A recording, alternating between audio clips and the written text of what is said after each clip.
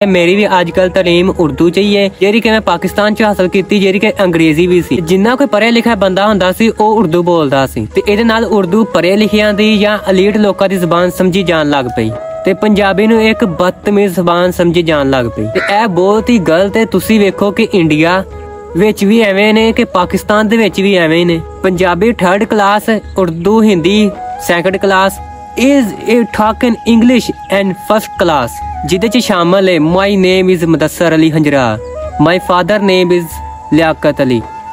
एवं दी ज़बान इंग्लिश ज़बान समझी जाती है ते ए ज़बान ने पंजाबी ज़बान नूं बदतमीज ज़बान करार दे दिता ते बेसिकली इस वजह ना पंजाबी नूं अनकोट लैंग्वेज क्या जान लग पिया कि जेडे पंजाबी नूं ए गोश्त नूं गोश्त कहंदे ने ते फायदा नूं फायदा कहंदे ने ते सीखने नूं सिखना कहंदे ने। ए की रोला? जिदों एक ज़बान हुंदी है ओदे अपने एक साउंड्स हुंदे ने ते ओदे अपने